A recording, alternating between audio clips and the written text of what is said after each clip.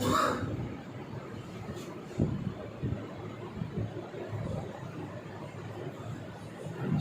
علیکم ورحمۃ اللہ۔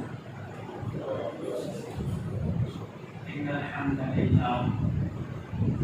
الحمد للہ الذی بیدہ الملک وهو علی کل شیء قدیر، هو الاول والآخر والظاہر والباطن وهو بكل شیء علیم۔ الحمد للہ الذی لم یلد ولم یولد ولم یکن له کفوا احد۔ الحمد لله الذي لم يتخذ ولدا ولم يكن له شريك في الملك ولم يكن له ولي من الذل وكبره تكبيرا۔ اللهم لا أحصي ثناء عليك أنت كما أثنيت على نفسك۔ اللهم صل على سيدنا محمد النبي الأمي وآله وبارك وسلم، أما بعد فإن خير الحديث كتاب الله وخير الهدي هدي محمد صلى الله عليه وسلم، وشر الأمور محدثاتها وكل محدثة بدعة وكل بدعة ضلالة وكل ضلالة في النار۔ أعوذ بالله السميع العليم من الشيطان الرجيم من همزه ونفخه ونفثه۔ بسم الله الرحمن الرحيم۔ یا ایھا النبی قل لازواجک ان کنتن تردن الحیاۃ الدنیا وزینتها فتعالین امتعکن واسرحکن سراحا جمیلا، وان کنتن تردن اللہ ورسولہ والدار الآخرۃ فإن اللہ اعد للمحسنات منکن اجرا عظیما۔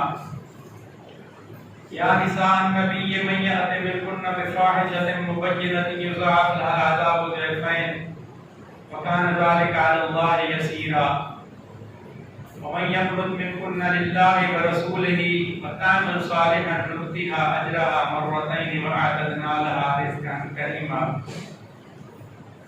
اللهم صل على محمد وعلى آل محمد كما صليت على إبراهيم وعلى آل إبراهيم إنك حميد مجيد۔ اللهم بارك على محمد وعلى آل محمد كما باركت على إبراهيم وعلى آل إبراهيم إنك حميد مجيد۔ میرے محترم بھائیوں اور بزرگوں، دنیا کا قیام بہت مختصر ہے، آخرت کی زندگی بہت لمبی ہے، نہ ختم ہونے والی ہے۔ یہ دنیا کا قیام آخرت کے مقابلے میں ایک قطرے کی مانند ہے۔ فرمایا ارضیتم بالحیات الدنیا من الآخرہ، میرے بندو کیا تم دنیا کی زندگی پہ راضی ہو گئے ہو؟ فما متاع الحیات الدنیا فی الآخرۃ الا قلیل، ارے دنیا کی زندگی تو آخرت کے مقابلے میں بہت تھوڑی سی ہے، مختصر ہے۔ ایک جگہ اللہ تعالیٰ نے فرمایا تریدون عرض الدنیا، مجھے پتا ہے کہ تمہیں دنیا اچھی لگتی ہے، واللہ یرید الآخرہ، لیکن تمہارے رب کو تمہاری آخرت اچھی لگتی ہے۔ اللہ تعالیٰ نے مجھے آپ کو اس دنیا کے اندر جو مختصر سا وقت دیا ہے، یہ اتنا چھوٹا ہے، اتنا مختصر ہے، اتنا قلیل ہے کہ اس کا پتہ ہی نہیں چلتا ہے۔ اس لیے اللہ تعالیٰ پوچھیں گے قال کم لبثتم فی الارض عدد السنین، میرے بندو بتاؤ تو صحیح دنیا میں کتنے سال قیام کر کے آئے ہو، کتنا ٹھہرے تھے دنیا میں؟ یہ کہیں گے قالوا لبثنا یوما او بعض یوم، اللہ دنیا میں ایک دن ٹھہرے تھے یا آدھا دن ٹھہرے تھے؟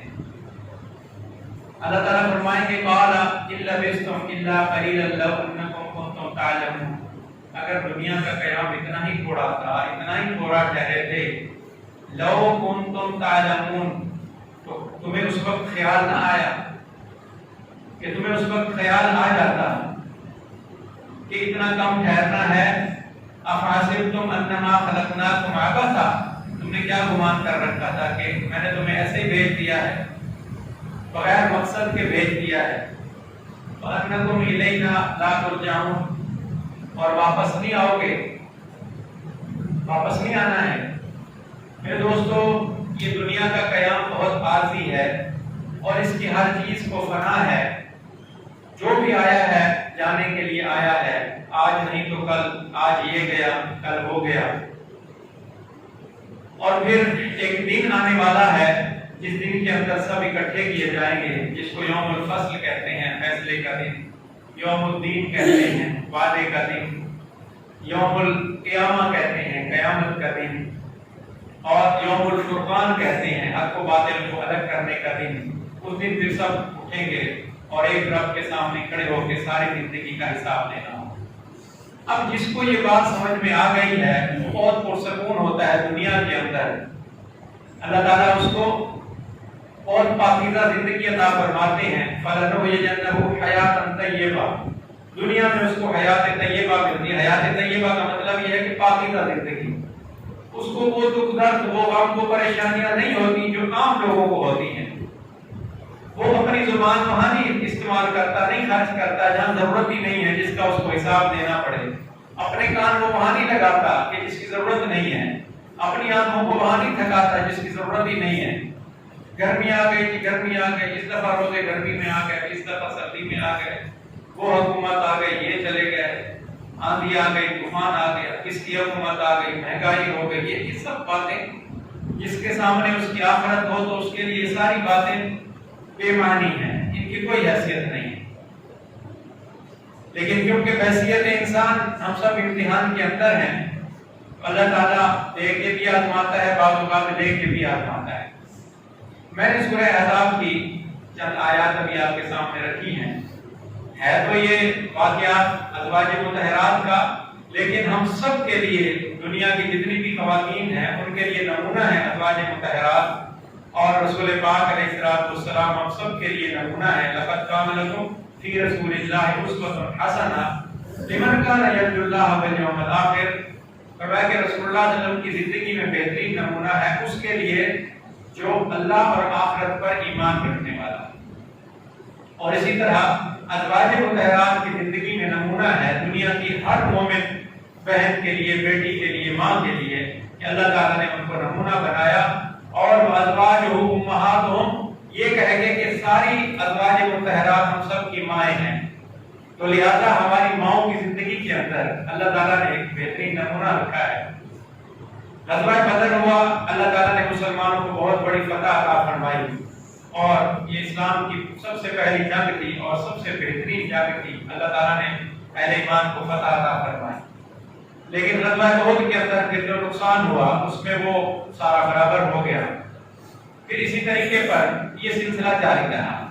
مکہ پاک کے اندر تو جو اہل ایمان تھے، اہل اسلام تھے، ان کو بڑی پریشانیاں تھیں۔ پہلے ہجرت کی حبشہ کی طرف، پھر دوبارہ حبشہ کی طرف، پھر مدینہ شریف جب ہجرت کی تو وہاں سے گھر بار سب کچھ چھوڑ چھاڑ کے آ گئے اور پھر یہاں آ کے رہنے لگے، تو تنگ دستی کا عالم تھا۔ لیکن خاص طور پر اللہ کے نبی علیہ السلام کے گھر کی جو حالت تھی، کیونکہ آپ کو اللہ تعالیٰ نے نمونہ بنانا تھا ساری دنیا کے سارے انسانوں کے لیے، تو آپ کے گھر کی حالت باقی لوگوں سے بہت مختلف تھی۔ سیدہ عائشہ صدیقہ رضی اللہ تعالیٰ عنہا فرماتی ہیں کہ ہمارے گھر میں 3 چاند گزر جاتے تھے، یعنی 3 چاند گزرنے کا مطلب 3 مہینے گزر جاتے تھے اور گھر میں کچھ پکانے کے لیے نہیں ہوتا۔ ابھی چند دن پہلے میں نے یہ حدیث ایک جگہ بیان کی تو شاگردوں میں سے ایک طالب علم نے کہا پھر کیسے ہوتا تھا، یعنی 3 مہینے کچھ نہیں پکتا تھا تو زندگی کیسے، زندہ کیسے رہتے تھے؟ کہ بس رہتے تھے۔ وہ فرماتی ہیں ایک کھجور اور پانی، یہ 2 چیزیں ہوتی تھیں، ان سے ہمارا گزارا ہوتا تھا۔ ایسے بھی حالات آتے تھے، اور یہ تو کھانے پینے کے معاملات تھے۔ اچھا، باقی گھر ان کا کتنے مرلے کا تھا یا کتنے کنال کا تھا، یہ سب سے پیاری اور سب سے لاڈلی بیگم ہے رسول پاک علیہ السلام کو خاص طور سے ان سے محبت تھی، سیدہ عائشہ صدیقہ رضی اللہ تعالیٰ عنہ۔ اس کی بہت سی وجوہات بھی ہیں۔ بہرحال تو ان کا گھر کتنے ایکڑ کا تھا یا کتنے کنال کا تھا یا کتنے مرلے کا تھا؟ فرماتی ہیں کہ رات کو رسول پاک علیہ السلام جب حجرہ مبارک میں لمبی آپ کی نماز ہوتی تھی، لمبا قیام ہوتا تھا، تو میں سو جاتی تھی، اور پھر میں نیند میں ہوتی تھی جب آپ صلی اللہ علیہ وسلم، لمبا قیام اتنا لمبا، ظاہر ہے اتنا لمبا ہوگا کہ ان کو نیند آ جاتی تھی، اور پھر رکوع کرنے کے بعد جب سجدہ کرتے تو پھر مجھے ہاتھ لگاتے، میں اپنی ٹانگیں سکوڑ لیتی، پھر آپ صلی اللہ علیہ وسلم سجدہ کرتے۔ یعنی اتنا چھوٹا کمرہ تھا، اتنا چھوٹا سا حجرہ تھا کہ جس کے اندر ایک آدمی لیٹ جائے اور ایک آدمی مصلی بچھا کے نماز پڑھ لے، یہ بھی اتنی سہولت سے نہیں ہو سکتا تھا، الا یہ کہ ایک آدمی سکڑ جائے اور دوسرا نماز پڑھ لے۔ یہ سب سے پیاری بیوی کا کمرہ تھا۔ اور فرماتی ہیں بعض اوقات ہم کھڑے ہو کر ہاتھ اوپر کرتے تو ہمارا ہاتھ چھت کو لگتا تھا، اس کی اونچائی کتنی تھی۔ پھر دوستو ہمارے تو شاید باورچی خانے اور سٹور بھی اس سے بڑے ہوتے ہیں، بیڈ روم تو اور بات ہے۔ بہرحال تو یہ ان کے گھر کے حالت تھی ان کی۔ اور اسی طریقے پر بعض اوقات ایسے بھی ہوتا کہ کوئی مہمان آ گیا ہے تو ازواج مطہرات کے پاس بھیجا، اللہ کے نبی صلی اللہ علیہ وسلم بلال رضی اللہ عنہ کو یا کسی اور ماضی کو، غلام کو، جاؤ پتہ کرو گھروں کے اندر کچھ ہے یا رسول اللہ؟ کہیں کچھ نہیں ہے۔ اچھا پھر کہیں سے قرض لے آؤ۔ اب اللہ کی شان، جب خیبر فتح ہوا، کیونکہ وقت کم ہے، جب خیبر فتح ہوا تو خیبر کے فتح ہوتے ہی کچھ مال و متاع آنا شروع ہو گیا اور رسول اللہ صلی اللہ علیہ وسلم کے پاس کچھ مال آیا، لیکن آپ صلی اللہ علیہ وسلم نے ان لوگوں کو جو بدر اور احد کے شہداء تھے اور جو باقی تھے ان سب کے گھروں کے اندر بھجوانا شروع کر دیا اور سب کو دے دیا، سب کچھ ختم ہو گیا۔ ازواج مطہرات نے مطالبہ کیا کہ اللہ کے نبی صلی اللہ علیہ وسلم پہلے تو ہم کچھ نہیں کہتے تھے، لیکن اب آپ دیکھیں آپ کے پاس اتنا مال آیا، آپ باقیوں کی ضرورتوں کا خیال کرتے ہیں، کچھ اپنے گھر کا بھی حال حوال لے لیں۔ گھر کے اندر کچھ جیسے ایک بشری تقاضا ہوتا ہے، کچھ کھانے پینے کا انتظام ہو، کوئی باندیاں غلام ہو، کوئی فرنیچر ہو، کوئی ایسا نظام ہو کہ بڑے بڑے سرداروں کی بیگمات ہمارے گھر میں آتی ہیں، بلکہ بعض اوقات شہزادیاں بھی آتی تھیں جو وہاں سے قید ہو کے آتی تھیں، تو وہ ہمارے گھر میں آتی ہیں، تو لہذا کچھ آپ خیال کریں، آپ نے تو سارا دوسروں کو ہی دے دیا ہے۔ ہماری یہ درخواست ہے کہ اپنے گھر بھی کچھ لے آیا کریں، آخر ہم بھی آپ کے ازواج ہیں۔ اور یہ ازواج مطہرات کون تھی، ذرا یہ بھی ذہن میں رہے، یہ کوئی عام گھروں کی خواتین نہیں تھی، یہ بڑے بڑے سرداروں کی بیٹیاں تھیں۔ آپ اگر شروع سے جائزہ لیں، سیدہ خدیجہ الکبریٰ رضی اللہ تعالیٰ عنہ وہ ہستی تھی کہ عرب کے بڑے بڑے تاجر ان سے قرض لیتے تھے، اتنا بڑی ان کی تجارت تھی حضرت خدیجہ رضی اللہ عنہ۔ وہ تو خیر مکہ میں ہی ان کا انتقال ہو گیا۔ سیدہ عائشہ صدیقہ رضی اللہ تعالیٰ عنہ کے والد ابوبکر رضی اللہ عنہ مکہ پاک میں اسلام سے پہلے تو چیف جسٹس کی حیثیت رکھتے تھے، کیونکہ ان کے کورٹ میں فیصلہ ہو جاتا وہ حتمی ہوتا، یہ اللہ نے ان کو عزت دی تھی۔ اور مالی طور پر 4 اور بعض روایات کے مطابق 6 دکانیں تھیں ریشم کی ان کی، یعنی کاروبار اتنا پھیلا ہوا تھا کہ شام سے براہ راست اونٹ آتے تھے ریشم کے اور آ کے ان کے پاس سامان لے کے آتے تھے، اتنی زیادہ ان کے پاس مال تھا، اپنے قبیلے کے بہت بڑے مالدار آدمی تھے۔ اور اسی طریقے پر عمر بن خطاب رضی اللہ تعالیٰ عنہ بڑے سردار تھے اپنی قوم کے، ان کی بیٹی تھی سیدہ حفصہ رضی اللہ تعالیٰ عنہ۔ اسی طرح ام سلمہ رضی اللہ تعالیٰ عنہ اپنے قبیلے کی سب سے حسین و جمیل خاتون تھی اور سب سے زیادہ پڑھی لکھی، اور ان کے شوہر جو ابو جمیل تھے، ابو سلمہ تھے، وہ اپنی قوم کے سردار تھے۔ تو اللہ کی شان اسی طرح آگے چلے، حضرت صفیہ رضی اللہ تعالیٰ عنہ یہ یہودی سردار کی بیٹی تھی، ان کے باپ بہت بڑے وہاں یہودیوں کے سردار تھے وہاں پہ۔ پھر اور آگے چلے تو جویریہ رضی اللہ تعالیٰ عنہ حاتم تائی کی بیٹی تھی، عدی بن حاتم کی بہن تھی۔ تو غرض آپ کے گھر میں ازواج مطہرات کوئی ایسی ویسی خواتین نہیں تھیں، بلکہ بڑے بڑے سرداروں کی اور رئیسوں کی بیٹیاں اور بہنیں تھیں۔ لیکن جب یہاں آئیں تو حالت دوسری ہے۔ تو چنانچہ ان کی طرف سے تقاضا ہوا اللہ کے نبی کچھ اپنے گھر میں بھی رکھ لیا کریں، یہ حالات ہیں ایسے۔ تو رسول پاک علیہ السلام کو یہ بات ناگوار گزری، آپ نے خاموشی اختیار کر لی اور ایسی خاموشی کہ ازواج مطہرات کے پاس جانا ہی چھوڑ دیا، مسجد کے اندر ہی قیام شروع کر دیا۔ 1 مہینہ پورا گزر گیا، ازواج مطہرات سے نہیں ملتے ہیں، یہ ناراضگی کا عالم ہے، خاموشی ہے، کسی کو کچھ نہیں کہا اور مسجد کے اندر رہ رہے ہیں۔ حتیٰ کہ سیدنا عمر فاروق رضی اللہ تعالیٰ عنہ ایک دن باہر نکلے تو کہا عمر آپ کو پتہ ہے کیا، سنا ہے کہ رسول اللہ صلی اللہ علیہ وسلم نے ازواج کو طلاق دے دی ہے؟ اچھا کہاں ہے؟ اللہ کے نبی صلی اللہ علیہ وسلم حجرہ مبارک میں ہے لیکن کسی سے ملتے نہیں ہیں، کسی کو آنے کی اجازت نہیں ہے۔ تو آگے پوچھا لوگوں سے. اب مسجد میں صحابہ کرام بیٹھے سر جھکا کے رو رہے ہیں کہ یہ کیا ہو گیا. اور حضرت عمر رضی اللہ تعالیٰ عنہ بھی جا کے پوچھو کہ نہیں اجازت نہیں ہے. جب پوچھتے ہیں آپ صلی اللہ علیہ وسلم تنہائی میں ہیں, خاموش ہیں اور وہ کسی سے بات چیت نہیں کرتے ہیں. حضرت عمر رضی اللہ تعالیٰ عنہ نے 2 دفعہ جب اجازت مانگی تو ان کو اجازت ہو گئی. آپ تشریف لے گئے اندر کمرے میں. کمرہ جیسے میں نے آپ کو عرض کیا, کیا دیکھتے ہیں کہ اللہ کے نبی صلی اللہ علیہ وسلم ایسے ٹیک لگا کے بیٹھے ہوئے ہیں اور پیچھے چارپائی سے اترا ہوا جو بان ہوتا ہے وہ پیچھے رکھا ہوا ہے, ذرا تھوڑا سا دیوار کو نرم کرنے کے لیے. ایسے ٹیک لگا کے اللہ کے نبی بیٹھے ہوئے کہ آؤ اوپر آ کے بیٹھ گئے اور ایک دم سارے کمرے کا جائزہ لیا. دیکھا تو نیچے چھال ہے, ایک طرف پہ ایک چادر سی رکھی ہوئی ہے, باقی چھت بھی کوئی گھاس پھوس کی ہے کھجور کی ٹہنیوں کی, اور یہ چاروں طرف دیکھا. اور اس کے بعد اللہ کے نبی صلی اللہ علیہ وسلم سے عرض کی, اللہ کے نبی صلی اللہ علیہ وسلم کیا آپ نے ازواج مطہرات کو طلاق دے دی ہے؟ آپ نے کہا نہیں, اشارے سے کہا نہیں. کہتے مجھے اطمینان ہو گیا, الحمدللہ رب العالمین. میں نے پوچھا اللہ کے نبی اصل بات یہ ہے, ہم قریشی لوگ تھے, ہم مکہ سے آئے تھے, وہاں پہ ہم اوور کم ہوتے تھے اپنی بیویوں کے اوپر, ہماری ازواج ہمارے سامنے دبی رہتی تھی اور وہاں ایسا رواج ہے مکہ پاک کے اندر. لیکن جب یہاں آئے مدینہ شریف میں تو یہ انصار لوگ جو ہے یہ رن مرید قسم کے لوگ تھے, یہ ان کے ازواج ان کے اوپر اوور کم ہیں اور یہ ان کی باتیں مان کے, تو جب ہماری خواتین بھی ان کے ساتھ ملی تو یہ آپس, یہ میں نے لفظ اس لیے استعمال کیا ہے سمجھانے کے لیے, ورنہ آپ کوئی میرے اوپر فتنہ لگا لیجیے گا. یعنی اس سمجھانے کے لیے میں نے عرض کیا ہے کہ رن مرید ہونا کوئی بری بات نہیں ہے. رن مرید کا مطلب کیا ہے کہ بیوی کی مشورے کے ساتھ, خود کی صلاح مشورے کے ساتھ سارا نظام چلانا, اس سے ہر بات کی رائے لینا اور اس کو مقدم رکھنا, اس کو کہتے ہیں. خدا نخواستہ یہ کوئی ایسا لفظ نہیں ہے. تو چنانچہ جب یہاں آئے تو یہاں معاملہ انصار مدینہ کا اور تھا. ہماری خواتین جب ان سے ملی, وہ ہمارے گھروں میں آئی آپس کے اندر, تو ہماری خواتین کا بھی کچھ ان کے اوپر ان کا اثر ہماری خواتین پہ آ گیا. تو کہتے ہیں میں نے جب یہ کہا تو اللہ کے نبی صلی اللہ علیہ وسلم کے ہونٹوں پہ ذرا مسکراہٹ آنی شروع ہو گئی. میں نے کہا یا اللہ تیرا شکر ہے. میں اور قریب ہوا.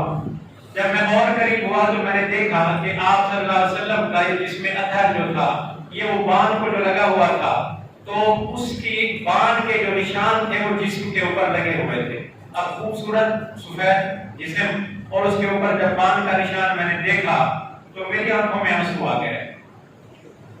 رسول پاک علیہ السلام پوچھا عمر کیوں روتے ہو؟ میں نے کہا یا رسول اللہ صلی اللہ علیہ وسلم, یہ کیسر و کسریٰ کے جو بادشاہ ہیں, یہ دنیا دار ہیں, یہ تو دنیا کے مزے لوٹتے ہیں, ان کے پاس خزانے ہیں, ان کے ساتھ عشب نشم ہے, اور یہ سارے وہاں کے اوپر یعنی اتنے مزے سے رہتے ہیں. اور اللہ کا لاڈلا رسول نبی آخر الزمان اس حال کے اندر ہو کے جسم کے بان کے نشان پڑے ہوئے ہیں. تو رسول پاک علیہ السلام بھی ذرا اٹھ کے بیٹھ گئے. آپ نے فرمایا عمر کیا ابھی تک شک میں پڑے ہوئے ہو؟ کیا تمہیں یہ بات پسند نہیں ہے کہ کیسر و کسریٰ کے بادشاہ تو چند دن کی دنیا کی زندگی کے مزے لے کے چلے جائیں اور اللہ اور اس کا اللہ کا رسول اور اس کے صحابہ یہ چند دن کی تکلیف برداشت کر کے ہمیشہ کے مزے میں چلے جائیں؟ کیا تمہیں یہ بات پسند نہیں ہے؟ حضرت عمر رضی اللہ عنہ فرماتے ہیں میں رونے لگ گیا. میں نے کہا اللہ کے رسول میرے لیے استغفار کرے, مجھ سے غلطی ہو. خیر جب یہ معاملہ ہوا تو اللہ کے نبی صلی اللہ علیہ وسلم پر سورہ احزاب کی یہ آیات نازل ہوئی. یا ایھا النبی قل, اے میرے نبی صلی اللہ علیہ وسلم آپ کہہ دیجئے لازواجک, اپنی بیویوں سے, ان کنتن, اگر تم چاہتی ہو, تردن الحیات الدنیا وزینتہا, دنیا اور اس کی زیب و زینت کو اگر تم چاہتی ہو تو پھر فتعالینا امتعکن واسرحکن سراحا جمیلا, پھر کیا کرو, پھر آپ ان کو مال و متاع دے کے رخصت کر دو. ان کو مال و متاع دے کے رخصت یعنی طلاق دے دو اچھے طریقے سے. ان کو طلاق کا مطلب لڑائی جھگڑا فساد نہیں ہوتا. طلاق کا مطلب یہ ہوتا ہے کہ بھئی آپس میں نہیں بن رہی, ناچاکی ہے, تو لہذا ہم الگ ہو جاتے ہیں. یہ ہوتا ہے طلاق کا مطلب. ہمارے یہاں طلاق کا دنگا فساد کے خبردار زبان کے اوپر ایسی بات آ گئی یہ ہوتا. پھر کیا ہوتا ہے, پھر ہندوؤں کی طرح وہ سلنڈر پھٹتے ہیں, کوئی بیچاری چھت سے نیچے گر جاتی ہے, جی کپڑے لٹکاتے ہوئے گر گئی, پھر کوئی سلنڈر پھٹ گیا وہ مر گئی. کیوں کہ ان کے معاشرے میں ہے ہی نہیں.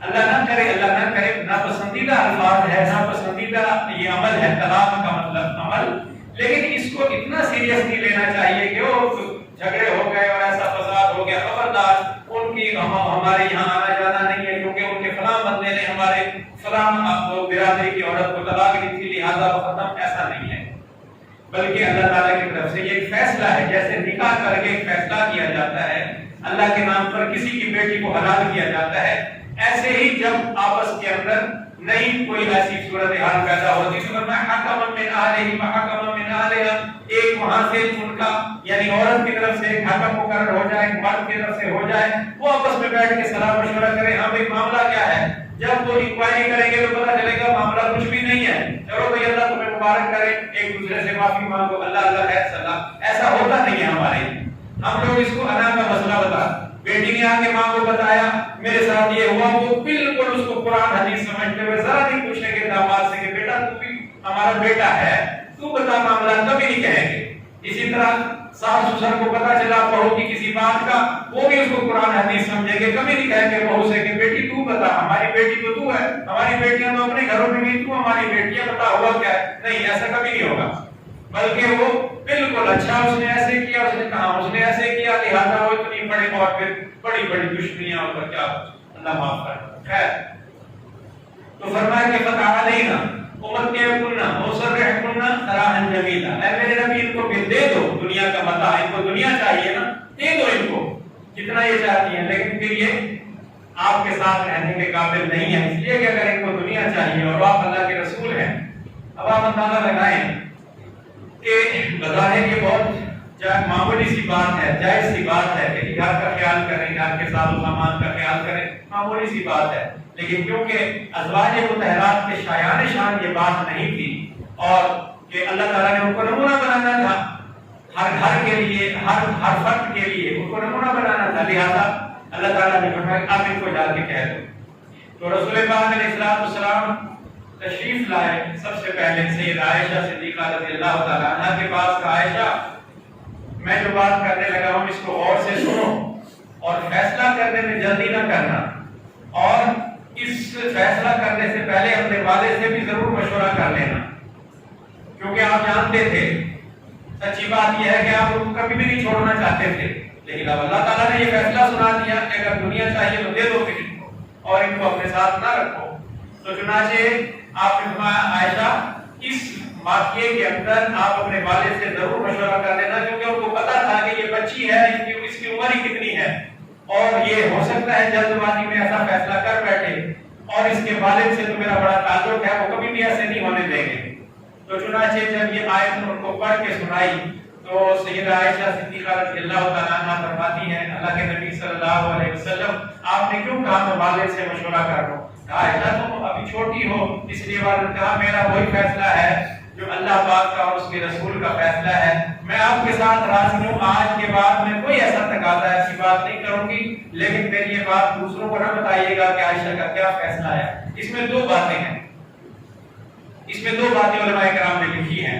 ایک تو یہ بات ہے کہ کیونکہ سوکن کا رشتہ آخر سوکن کا ہوتا ہے، انہوں نے یہ سوچا کہ اگر میری بات دوسرے سننے کو کہ ہاں ہمارا بھی یہ فیصلہ ہے تو پھر اور بات ہے، اور اگر میری بات ان تک نہ پہنچے تو وہ کوئی فیصلہ کر بیٹھے تو چلو ایک باری زیادہ میرے پاس آ جائے گی، کیونکہ اللہ کے نبی صلی اللہ علیہ وسلم نے روزانہ باریاں مقرر کی ہوئی تھی، آج ان کے گھر میں آج ان کے گھر میں ہے۔ تو چنانچہ انہوں نے اپنا فیصلہ سنا دیا کہ میں اللہ اور اس کے رسول کو چاہتی، اور الحمدللہ کہ جب آپ نے دوسروں کو بھی سنایا تو سب نے یہی فیصلہ کیا کہ بس جو ہو گیا ہے ہمیں معاف کر دیں۔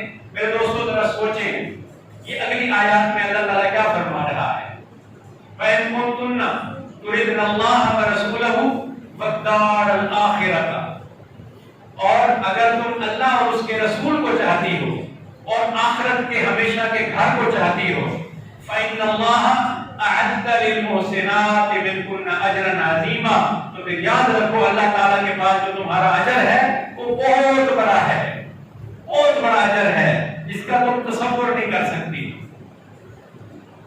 یا نساء النبی، آگے پھر یا نساء، اب یہاں اللہ تعالیٰ براہ راست خطاب فرمایا، اے نبی صلی اللہ علیہ وسلم کی بیویوں، براہ راست خطاب ہے، یا نساء النبی من یأت منکن بفاحشۃ مبینۃ یضاعف لها العذاب ضعفین. یاد رکھو اگر تم بھی ہوا کے رخ پہ چل پڑی، لوگوں کے چلتے جیسے لوگ چلتے ہیں ویسے چل پڑی، کیا مطلب کہ دنیا کو دیکھ کر زندگی گزارنی ہے.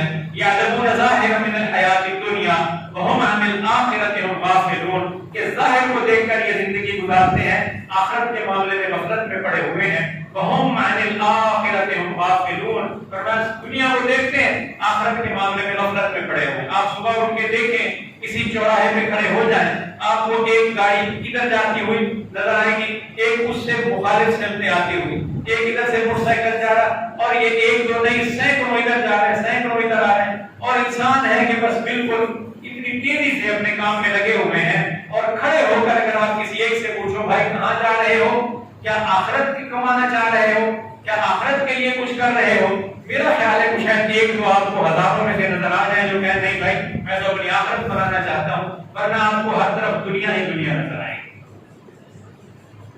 فرمایا تريدون عرض الدنیا، تم دنیا چاہتے ہو، واللہ یرید الآخرہ، اللہ تمہاری آخرت چاہتا ہے.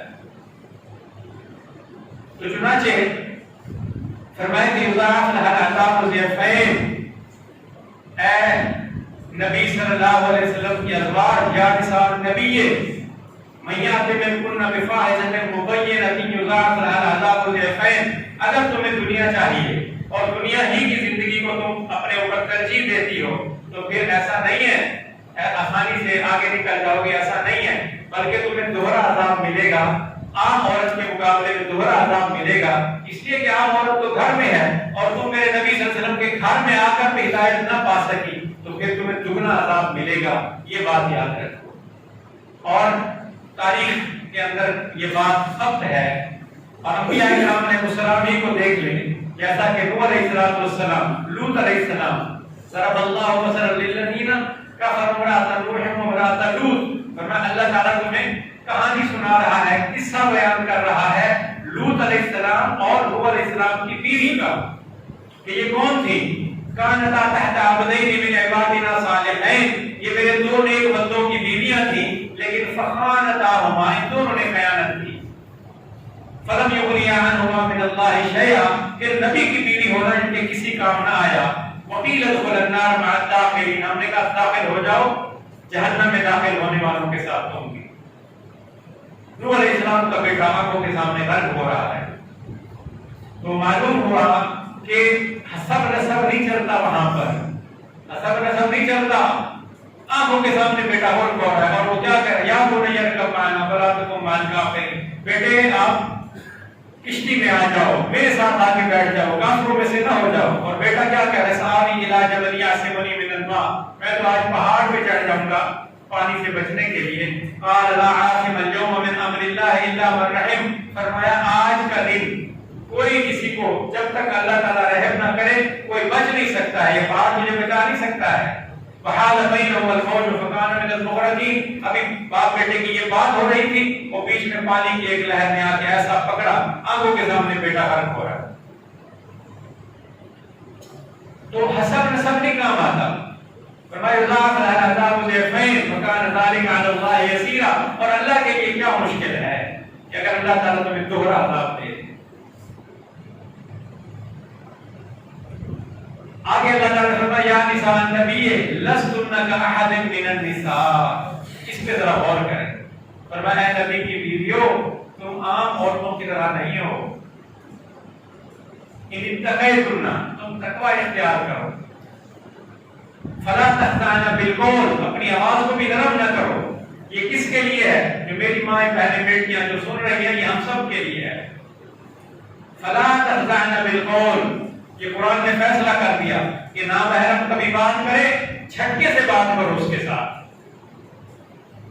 ہمارے یہاں اللہ معاف فرمائے ملٹی نیشنل کمپنیاں کیا کریں گی، عام پرائیویٹ لوگ بڑے، یعنی آپ میں کیا آپ کو عرض کروں. ایک جگہ میں بیٹھا ہوا تھا، کہتا یار میں نے اس کو کہا کاروبار کو بڑھانا ہے نا، یہاں کوئی لڑکی بٹھاؤ خوبصورت سی سامنے بیٹھی ہوئی ہو. میں نے کہا اللہ تعالیٰ حفاظت فرمائے، میں کیا کروں. نرم گفتگو کرنے کے لیے اپنا خیال رکھیے گا. اب یہ کیا فائدہ ہے اس کا، اس جملے کا؟ نرم گفتگو اللہ نے منع کیا ہے. ہمارے ایک دوست تھے لاہور بھی ہیں لاہور میں، کہنے لگا میں نے ایک دن اس کے گھر میں فون کیا، اس کے گھر سے کسی نے کہا، میں نے کہا جی مسعود صاحب ہے، انہوں نے کہا نہیں ہے، میں نے کہا جی اچھا وہ کب آئیں گے؟ نہیں پتا۔ میں حیران، کہتا ہے میں پریشان، اچھا جی، میں نے کہا جب آئے تو بتا دیجیے گا کہ فلاں بھائی کا فون ہے، ٹھیک ہے، یہ کہہ کے ٹرک کر کے پٹک دیا ریسیور کو۔ میں کہتے یار کس طرح ہوتی ہے بات؟ میں نے کہا واقعی مسعود بھائی؟ کہتے ہاں ہمارے گھر سے کسی نے اٹھایا تھا، میں نے کہا اللہ اس کو خوش رکھے، عین قرآن شریف کے مطابق جواب دیا۔ کہتے وہ کیسے؟ میں نے کہا قرآن کہتے ہیں بلا تخضعن بالقول، جب نادانوں سے بات ہو ایسے پٹک کے بات کرو، نرمی سے بات نہ کرو۔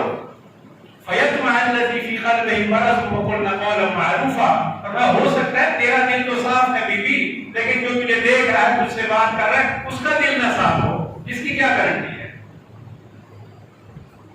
تو کہتی ہے بھائی جی کیا کریں گے، رشتہ دار ہیں جی، کیا کریں آپس میں گھر میں، اللہ اللہ ایسا ہو گیا ایسے ہو گیا، کہ ہمارے دل خراب ہے، کہ ہمارے یہ ہو گئی، اللہ کے نبی میں دیور تو بہت ہے۔ بعض ہماری مائیں ناراض ہو جاتی ہیں، جی میرا داماد آیا تو وہ میری بہو نے، دوسری بہو نے اسے پردہ کر لیا، لو جی ہماری تو عزت کا سوال بن گیا۔ لعنت ہے ایسی عزت کے اوپر جو قرآن حدیث کے خلاف ہو، جو اللہ کے قانون سے متصادم ہو۔ اللہ نے حکم دیا ہے فلا تخضعن بالقول، خبردار نرمی سے بات نہیں کرنی۔ اور یہ جتنے بھی معاملات ہوتے ہیں، خیر اب تو بے حیائی ہر گھر میں ہر جیب میں رکھی ہوئی ہے، فون سیل فون کی شکل میں۔ پہلے یہ جو ملاپ ہوتا تھا شادیوں کے موقع پر ایسے ایسے، اس میں کتنے پھر نئے کام شروع ہو جاتے تھے۔ شریعت نے تو منع کیا ہے فلا تخضعن بالقول وَيَطْمَعَ الَّذِي فِي قَلْبِهِ مَرَضٌ وَقُلْنَا قَوْلًا مَعْرُوفًا۔ آپ کا دل صاف ہے نا، سامنے کیا پتا اس کا دل کیسا ہے، تو اس سے بہتر ہے تم بھی پردہ کرو، وہ بھی پردہ کرے۔ تم بھی اپنی آواز کو، اگر مجبوراً آپ کو فون سننا پڑ گیا ہے، اگر بات کرنی پڑ گئی تو جھٹکے سے بات کرو، ہاں بھائی کون ہو، ٹھیک ہے، نہیں ہے گھر پہ، بس اتنی بات۔ اور میں آپ کو یہ بھی نام ہوتے کا واقعہ سنا رہا ہوں، میری کیونکہ بچپن کا واقعہ ہے۔ اور ٹیلی فون آیا، اور ٹیلی فون، ہاں جی کون جی؟ جی آپ بھابھی بھائی سے بات کر رہے ہیں، بھائی سو رہے ہیں۔ بھائی بھابھی یہ کوئی کون سا سونے کا وقت ہے، نہ سونے کی یاد کریں بھائی، میں تو اس کو کہتی ہوں یہ دیر تک سوتے رہتے ہیں۔ یہ ابتدا تھی، یہ پہلی کال تھی، ابتدا تھی، نرمی سے بات ہوئی۔ اس کے بعد وہ 4 بچے چھوڑ کے وہ اس بھائی کے ساتھ وہ چلی گئی۔ یہ کوئی ہنسانے کے لیے نہیں سنا رہا، یہ فکر کی بات ہے۔ ہمارے معاشرے میں یہ ہو رہا ہے، ہم قرآن کو فالو نہیں کرتے، حدیث کو فالو نہیں کرتے۔ فَيَطْمَعَ الَّذِي فِي قَلْبِهِ مَرَضٌ وَقُلْنَا قَوْلًا مَعْرُوفًا، بس قول معروف کرو۔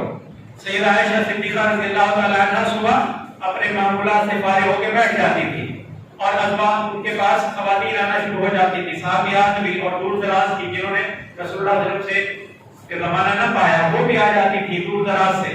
چنانچہ آپ ان کو بات فرماتی، اور درمیان میں ایک پردہ ہوتا، پردے کے پیچھے بڑے بڑے صحابہ کرام آگے بیٹھ جاتے ہیں، اما جان یہ مسئلہ یہ مسئلہ یہ مسئلہ یہ بتائیں، اور بتاتی تھی۔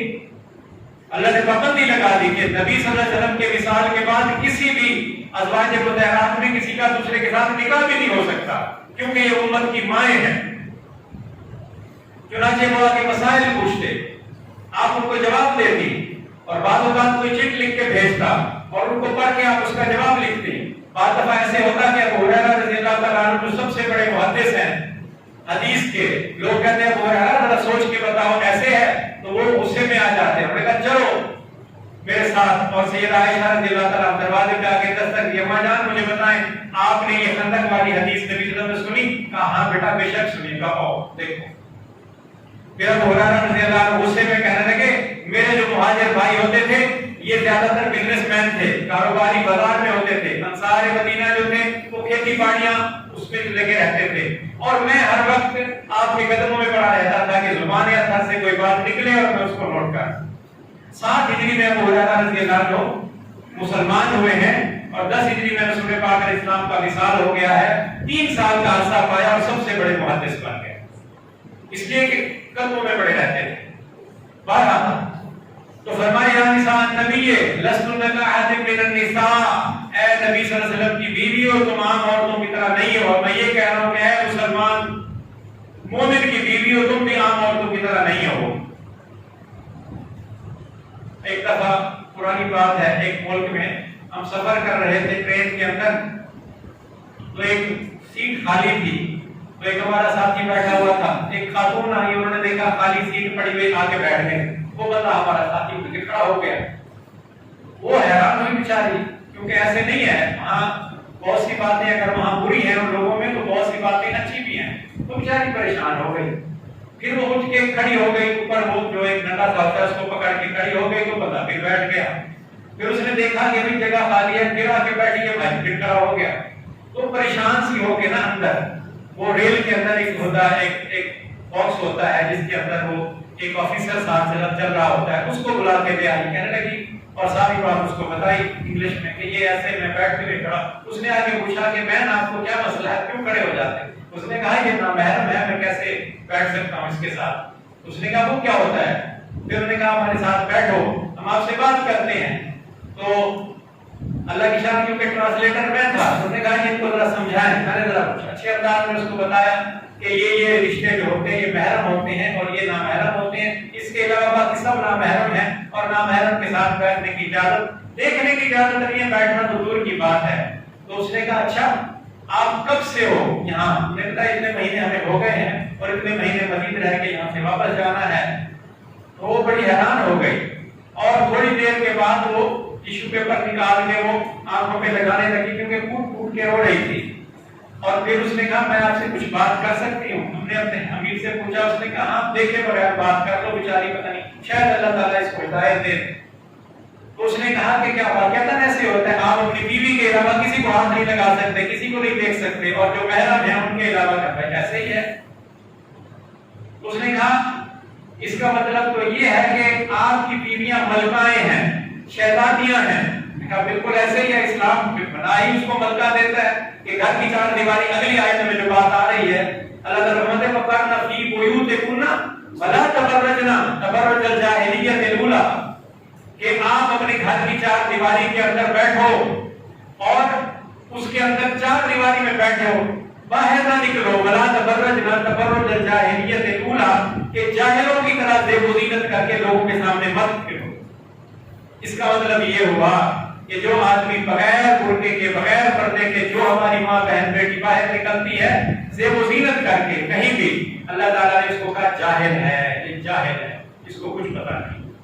وَلَا تَبَرَّجْنَا تَبَرُّجَ الْجَاهِلِيَّةِ الْأُولَىٰ، اللہ کے گھر میں کیا کریں؟ کہا اقیموا الصلاۃ، نمازوں کا اہتمام کرو اور اپنی اولاد کو بھی یہی سکھاؤ۔ وَآتِينَ الزَّکاۃ، زکات ادا کرو۔ وَأَطِیعْنَ اللَّهَ وَرَسُولَهُ، اپنے بچوں کو بھی اور خود بھی اللہ اور اس کے رسول کی اطاعت سکھاؤ۔ یہ کرو گھر میں بیٹھ کر۔ تو گھر کی تربیت جب ایسے ہوتی تھی، آپ کو پتہ ہے دنیا میں انسان پیدا ہوتے تھے۔ شیخ عبد القادر جیلانی رحمہ اللہ علیہ کا واقعہ مشہور ہے کہ گیلان سے جب اصفہان کی طرف جا رہے تھے، راستے میں ڈاکوؤں نے آ کے قافلے کو لوٹ لیا، اور پھر اس بچے سے پوچھا بیٹا میرے پاس کچھ ہے؟ اس نے کہا ہاں میری ماں نے میرے سامان میں وہ جو اوڑھنی ہے اس کے اندر 40 دینار سی دیے تھے۔ کہا ذرا دکھاؤ، لے کے آئے، اس کو جب پھاڑا نکالا تو 40 دینار نکلا ہے۔ اور ڈاکوؤں کا سردار کہنے لگا بیٹا اگر تو جھوٹ بول دیتا تو تیری رقم تیرے پاس رہتی۔ اس نے کہا نہیں، میری ماں نے کہا تھا جھوٹ نہیں بولنا ہے، میری ماں نے کہا تھا جھوٹ نہیں بولنا ہے۔ یہ سننے کی دیر تھی کہ وہ ڈاکوؤں کا سردار زاروں قطار رونے لگا۔ اس نے کہا یہ ماں کی نافرمانی نہیں کر رہا، ہم اس رب کی نافرمانی کرتے پھر ہیں جس نے ہمیں اتنی نعمتیں عطا فرمائی کہ ہم شمار نہیں کر سکتے۔ توبہ کی اور زندگی ہی بدل لی اس ایک چھوٹے سے واقعے سے۔ تو جب مائیں گھروں میں تربیت کرتی تھی تو گھروں میں انسان پیدا ہوتے تھے، ایسے ایسے انسان پیدا ہوتے تھے۔ اور پورا ایک رکوع ہے سورہ لقمان کے اندر، پورا ایک رکوع ہے جو ہر ماں کو سیکھنا چاہیے، ہر استاد کو سیکھنا چاہیے، ہر باپ کو پتا ہونا چاہیے۔ سب سے پہلا سبق یا بنی لا تشرک باللہ، میرے بیٹے کبھی شرک نہ کرنا، ان الشرک لظلم عظیم، شرک تو ظلم عظیم ہے۔ یا بنی اقم الصلاۃ، میرے بیٹے نماز کا اہتمام کرنا، وامر بالمعروف، دنیا میں بھلائیاں پھیلانا، ونہی عن المنکر، دنیا میں برائیوں کو مٹانا، واصبر علی ما اصابک، اگر تمہیں کوئی تکلیف پہنچے اس پہ صبر کرنا، ان ذالک من عزم الامور، بیٹا یہ بڑے ہمت کے کاموں میں سے ہے۔ ولا تصاعر خدک للناس ولا تمشی فی الارض مرحا، لوگوں سے خطا پیشانی سے پیش آؤ، زمین پر اکڑ کے مت چلو. یہ ساری نصیحتیں ایک ماں کو سیکھنی چاہیے. بچپن میں اپنے بچے کی ایسے تربیت کرے، انسان پیدا ہوتے ہیں. بہرحال تو میرے دوستوں، اللہ تعالیٰ نے ہمارے لیے رسول پاک علیہ السلام کی زندگی کو نمونہ بنایا ہے، اور ایسے ہی ہماری ماؤں بہنوں بیٹیوں کے لیے آپ کے الفاظ کو نمونہ بنایا ہے. اب ہماری کم قسمتیاں میں باقی سارا پتہ ہے، کبھی ہم سیرت کا مطالعہ نہیں کرتے، کبھی ہم قرآن و سنت کو نہیں سیکھتے، اپنے گھروں کو اندر اس کا رواج نہیں دیتے کہ گھر کے اندر ایسی تربیت ہو. یقین جانیے یہ ننے ننے پھول جو ہیں، جو آج کہتے ہیں مجھے بابا مجھے بھی فون لے کے دو، مجھے بھی ٹچ موبائل لے کے دو، مجھے بھی بائسکل لے کے دو، مجھے بھی بائک لینا ہے، میں نے یہ لینا ہے. اگر ہم گھر کے اندر قرآن و حدیث لے کے آئیں گے تو انشاءاللہ العزیز یہ کہیں گے کہ میں نے صحابی بننا ہے، میں نے رسول اللہ صلی اللہ علیہ وسلم کے ساتھیوں جیسا بننا ہے، کیونکہ اللہ تعالیٰ نے ان کو نمونہ بنایا ہے. سابقون الاولون من المہاجرین والانصار والذین اتبعوہم بإحسان رضی اللہ عنہم ورضوا عنہم. فرمایا اس امت کے دو ہی طبقے ہیں، ایک سبقت لے جانے والے، ایک ان کی نصرت کرنے والے، یعنی ایک سابقین ایک اولین، ایک مہاجرین مکہ، ایک انصار مدینہ. فرمایا والذین اتبعوہم بإحسان. اب جو بھی ان کے نقش قدم پہ چلے گا رضی اللہ عنہم ورضوا عنہ، جیسے اللہ ان سے راضی ہوا تھا ویسے ان سے بھی راضی ہو جائے گا. کتنی بڑی خوشخبری ہے. دوسری جگہ فرمایا فَإِنْ آمَنُوا بِمِثْلِ مَا آمَنْتُمْ بِهِ فَقَدْ اهْتَدَوْا. اگر ایمان لانا چاہتے ہو تو صحابہ جیسا ایمان لاؤ، پھر تم سیدھے راستے پہ ہو، پھر ہدایت پہ ہو. اقول قولی ھذا استغفر اللہ لي ولکم ولسائر المسلمین فاستغفروه انه هو الغفور الرحیم. مورخہ 4 2021 جمعہ المبارک جامعہ الوہاب حافظنا ثناء اللہ زاہد حفظہ اللہ پڑھائیں گے. ساتھیوں سے شرکت کی اپیل کی جاتی ہے.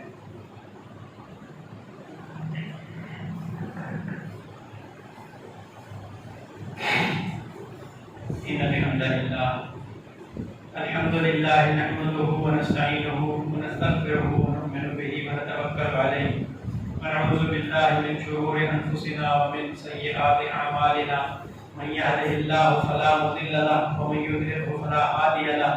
ونشهد أن لا إله إلا الله وحده لا شريك له ونشهد أن محمدا عبده ورسوله. أما بعد فإن خير الحديث كتاب الله وخير الهدي هدي محمد صلى الله عليه وسلم وشر الأمور محدثاتها وكل محدثة بدعة وكل بدعة ضلالة وكل ضلالة في النار.